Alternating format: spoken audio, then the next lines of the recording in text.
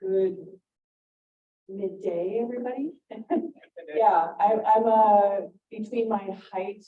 Sorry, is that giving too much echo for you guys?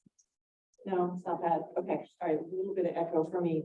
I'm a fidgety speaker, so I'd rather be here. You might see me fidgeting around. Too much coffee, too short to be behind the podium.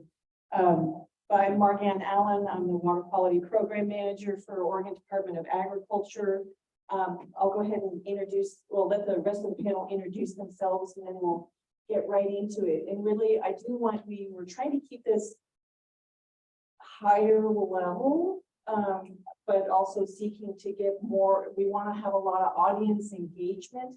So we want to come away with a lot of notes and feedback from folks on what we go through. So, but before we do that, here's the rest of the panel.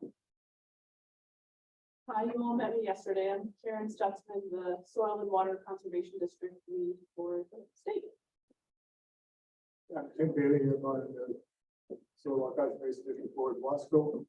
I've been Policy Advisory Committee Chair for the Ag Water Quality Program at ODA since I was on the Board of Ag in about 2002 or 3 that we set this committee up to advise the department on the ag water quality. All righty, next slide, please. So what we're going to be going over is just to give you a sense of the key water quality issues that the water quality / SWCD program is facing and influencing our program. And ultimately some ideas on how that might influence you folks in turn as our key folks who help implement the water quality program around the state. Karen will go into some information about the new ag water quality grant we have is one potential way to be a solution to all of this. And then Ken is going to bring more of the perspective or kick off this part about from the perspective of districts and the commission and the Ag Water Quality Advisory Committee with all of this wonderful long-term experience from all of those perspectives. And then we want to hear from you, as I said. So next slide, please. All right, so what I'm going to be talking about, again, at a high level is we are not done yet, but where we are at in the process, in the content, in the new memorandum of agreement that we're setting up with Oregon DEQ, as well as it's emerging and a sleeper issue. I'll call it groundwater here in Oregon. Next slide, please. So with the MOA, just brief background history, the original one came out in 2012. And with MOAs, it's really the intent is to describe what our authorities are and then how we play nicely together in the sandbox. So that captured that in 2012. We subsequently reviewed it in 2018 and did not do any kind of changes at that time. And back in 2012, really, it was the biannual review process with the area plans was still newer, not brand new, but newer. So the emphasis was on that and how it linked to program effectiveness for ensuring clean water throughout the state of Oregon, because we are the designated management agency for non-point source pollution, of course, from agriculture in the state. So in 2022, where we're at today is we're still in the midst of the updating process. And really it's all about getting it. I mean, it was expiring, it needed to be done. And it also, if you read it right now, you'd be like, where's this program? Where's this program? It didn't reflect what our current work. So very much needed the update. We got good feedback from folks like yourselves. Thank you from OECD. That was wonderful. And other folks around the state that it has been incorporated. And in November, it will be going to both the Board of Agriculture and DEQ's Environmental Quality Commission to hear their thoughts and perspectives on the content of the MOA draft as it stands today. So barring any significant drama, we will see, We will be going to, the goal is to have that go to signature in December of this year. Next slide, please. So the content, which some of this is new, some of this is not, is talking about TMDLs, total maximum daily loads, the clean water tool for DEQ, which we contribute to, and laying out those roles and responsibilities. That was in the agreement before, but it has been fleshed out, and I'll talk about that in a little more detail later. But more as far as updated content is more related to actually including, don't follow this one, to include information about compliance and enforcement. And honestly, that again, that's not, it's new content. It reflects the program as it is delivered today, and it's not new in the sense of a new business process. Similarly, strategic implementation areas, the SIAs, it is new content because it's another area with which we engage with DEQ, and we need to describe it. Again, this is about the relationship between ODA and DEQ, so we can't, it has to be what somebody said earlier about contract with marriage. It's our marriage with DEQ and our relationship, so it's just us. So that's new content, but not new to the business you're conducting today as you experience it today. It talks more and perhaps more detail on progress and adaptive management, and new content is related more to TMDL implementation plans and how they relate to the agricultural water quality management. Next slide, please. One thing that I think is becoming what I'm hearing is a consistent theme with the previous topic is about methods and capacity for monitoring and looking at program implementation and effectiveness.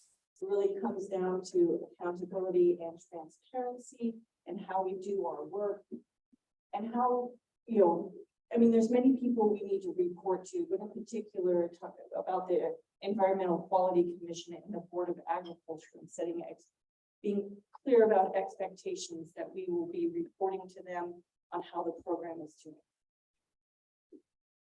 Do want to emphasize that having a memorandum of agreement, it doesn't give new authority.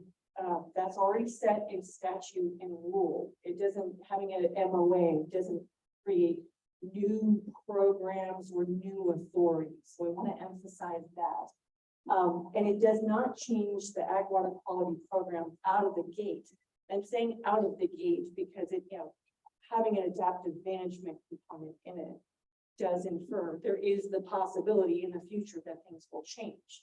That's what adaptive management is about. But as it doesn't change anything out of the gate. So that's the content of what's driving things, influencing the ag water quality program at a big level through the memorandum of agreement. And that embraces a lot of things and how we engage with districts. The other one I wanted to touch on briefly was about groundwater. Next. So in particular, you've probably seen a lot in the press about the Lower Umatilla Basin groundwater management area, the LUGWA, as we call it. I mean, it's about nitrate contamination, and this has been an issue for a long time, 30-ish years, okay? But it was just sort of, how do I say, trying to steadily, the committee that's been working on this for years has been trying to steadily address the issue. And just, how do I say it? It was not high profile, let's just say that. Then comes a number of things, including a recent petition to the EPA from folks saying, this is affecting our drinking water. In particular, it was pointing at confined animal feeding operations.